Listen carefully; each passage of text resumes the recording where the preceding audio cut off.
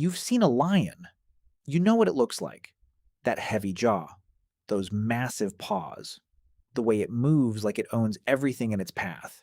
Now picture a dog that size.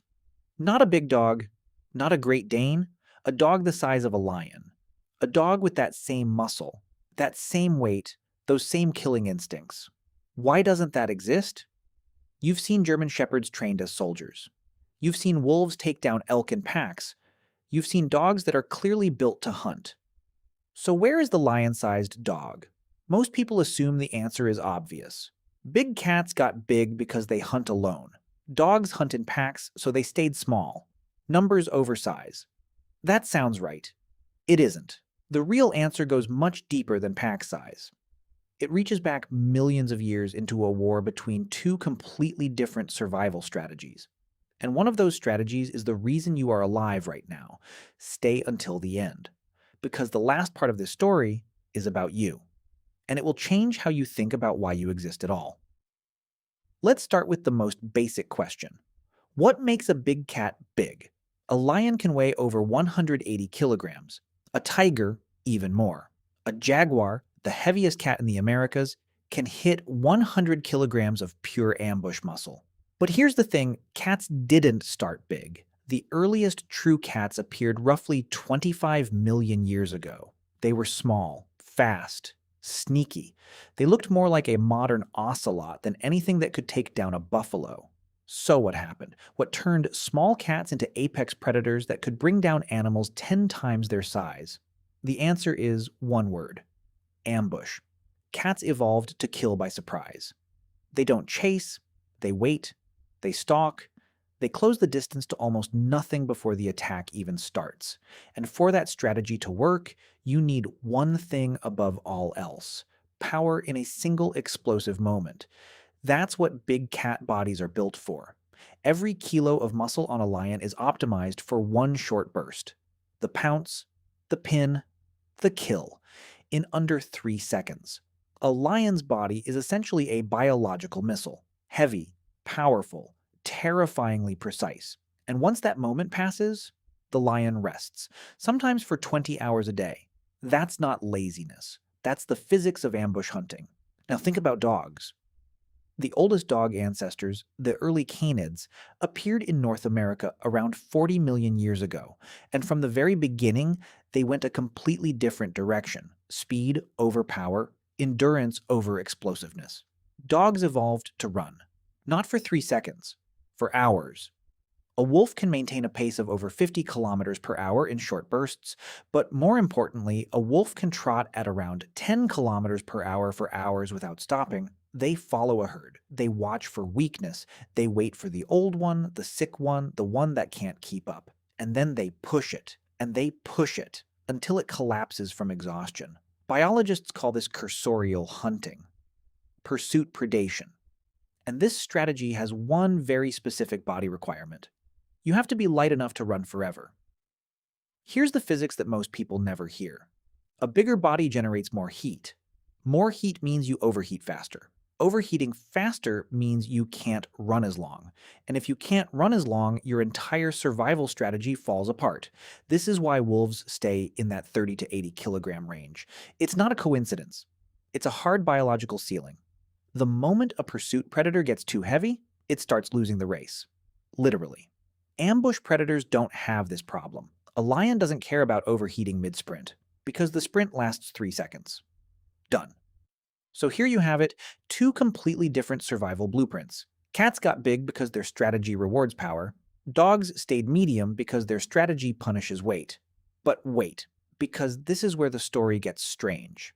If that explanation is complete, then what explains this? In prehistoric North America, there were giant dogs. Epicyon haydeni. Look it up. This animal lived around 5 to 20 million years ago. It was a member of the canid family, and it weighed over 100 kilograms. That is lion territory. That is a dog the size of a lion. And it was real. So the question changes. If a giant dog existed, why doesn't one exist now? What killed it? Epicyon wasn't a pursuit predator. That's the key. Epicyon evolved toward ambush. It had massive bone-crushing jaws, Strong legs built for power, not distance. Biologists think it was more like a hyena than a wolf. A heavy ambush specialist. And it went extinct around 5 million years ago. Here's the brutal truth about why. Epicyon tried to play the cat's game, and it lost. By the time Epicyon was at its biggest, true cats were already evolving. Faster, more agile, better built for the ambush kill. Epicyon was an impersonator trying to compete with specialists. And in evolution, specialists almost always win. Meanwhile, the smaller pursuit predators, the ancestors of modern wolves and dogs, survived. Because they weren't competing with cats, they had their own lane. This is one of the most underappreciated lessons in all of evolution. The winners aren't always the biggest, the winners are the ones who stop trying to be something they're not. But now the story gets even stranger, because there's a third force that nobody talks about. Imagine you're standing on the North American savanna 1 million years ago.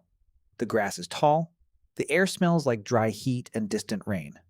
And around you, you can feel it before you see it. The ground shakes slightly. Because there are mammoths here.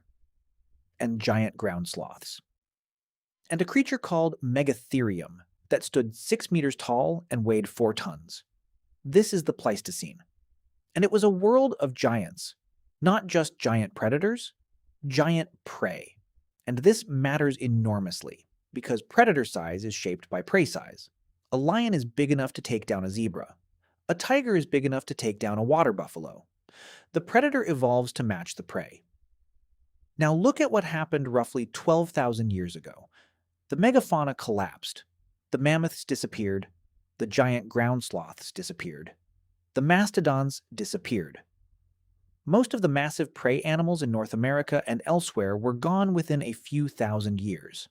Scientists debate why. Climate change. Habitat shift. And one more factor, a new predator that had just arrived. Humans. When the megafauna collapsed, the giant predators that depended on them collapsed too. Saber-toothed cats, American lions, short-faced bears. All gone. What survived? The adaptable ones. The ones who could hunt smaller prey. The ones who could shift strategy. Wolves survived because wolves can hunt a rabbit or a moose. Lions survived in Africa because African megafauna had co-evolved with human hunters and developed fear responses. The prey there survived. But here is the quiet, almost invisible consequence of that extinction event. Any evolutionary pressure toward larger dog-like predators vanished. The giant prey was gone. You don't need a 200-kilogram dog to hunt deer. You need speed. You need endurance. You need a pack. And that means you stay in the 30 to 80-kilogram range. Exactly where wolves are. Evolution doesn't build what it doesn't need. This is where we have to talk about one more scientific rule. Bergmann's rule. In 1847, German biologist Carl Bergmann noticed something strange. Animals of the same species tend to be bigger in colder climates and smaller in warmer ones. The reason is physics again. A larger body has more volume relative to its surface area. More volume means more internal heat generation. More heat generation means you lose less heat to the cold environment. This is why Siberian tigers are the biggest tigers on Earth. Cold climate. Big body. Efficient heat retention. But Bergmann's rule works differently for pursuit predators, because their overheating problem still applies. Even in cold climates, a running animal generates massive body heat from the inside. So the cold climate advantage of a bigger body gets canceled out by the running heat penalty. Cats don't run long enough to overheat. Bergmann's rule makes them bigger in the cold. Dogs run too long. Bergmann's rule is limited by their overheating ceiling.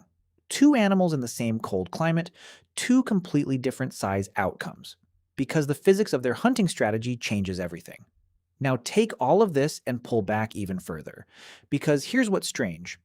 In the ocean, the rules are completely different. Orcas, sperm whales, giant squid. The ocean has enormous predators at every level, because water solves the heat problem. You can be massive in the ocean without overheating.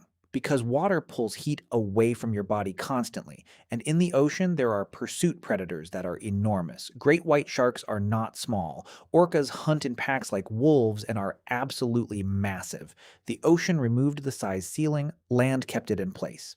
Every large land predator you've ever seen is working within invisible physical limits. Limits set by heat, by gravity, by the energy cost of moving a massive body across solid ground. A lion at 200 kilograms is close to the practical limit for an ambush land predator. Any bigger, and the prey dies of shock before the kill can be made cleanly. Any bigger and the lion itself becomes slower, easier to spot, less effective. A wolf at 70 kilograms is close to the practical limit for a pursuit land predator. Any bigger and the pack can't maintain the pace that makes the strategy work. These aren't arbitrary numbers. They are walls built by physics. And here's the part that brings this all back to you. You are reading this sentence because your ancestors found a third strategy. Not ambush, not pursuit, something completely different. Early humans were not strong enough to be ambush predators. We don't have claws. We don't have fangs. We don't have the explosive muscle of a lion. We were also not naturally fast enough for long-distance pursuit. A horse outruns us easily. A zebra outruns us. But here's the thing nobody tells you. Humans are actually exceptional long-distance runners. Not the fastest, but among the most efficient heat-managing runners on the planet. We sweat. Most animals don't cool through sweat the way we do. Dogs pant. Cats pant. Horses sweat, but not as efficiently as humans over long distances.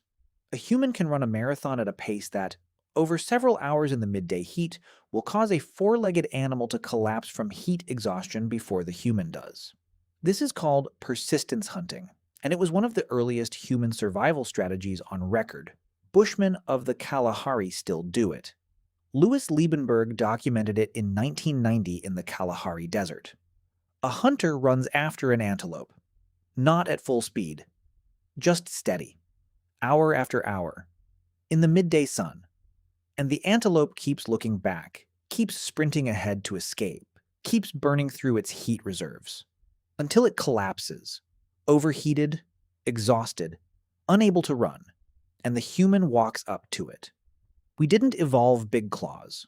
We evolved the ability to cook a predator in its own body heat. That is what made us dangerous. Not strength, not speed, patience, and sweat. You carry that in your body right now. Every time you feel hot and start sweating on a summer run, your body is running an ancient survival program, one that made your ancestors the most dangerous hunters on the African savanna. And now the final thought. We spent this whole video asking why there are no giant dogs. But the real question was always this. In a world shaped by physics and heat and prey and time, why did some strategies win and others vanish? Cats got big because surprise rewards power. Dogs stayed medium because pursuit punishes weight. Humans broke the rules entirely because we found a third way that neither cats nor dogs ever discovered. And then, around 12,000 years ago, we did something that changed everything. We didn't just hunt alongside dogs, we brought dogs into our strategy. The wolf that was comfortable near a human fire got fed. The wolf that was too aggressive got killed. Generation after generation, over thousands of years. Until the wolf became something new. A creature that could follow human commands. That could use its pursuit predator instincts to flush prey for human hunters. That could guard the camp at night. That could be small enough to live alongside us. The dog was not an accident of nature. The dog was an evolutionary collaboration, shaped by human hands. For 10 to 15,000 years, we didn't just survive alongside the lions and the wolves, we recruited one of them. And so the answer to the original question is this. There are no giant dogs because physics, prey, and millions of years of separate strategy kept cats and dogs on different paths. And then humans arrived and rewrote the rules for both. You are not just the species that survived. You are the species that looked at a wolf and said, "You can be more useful to me alive," and the wolf agreed.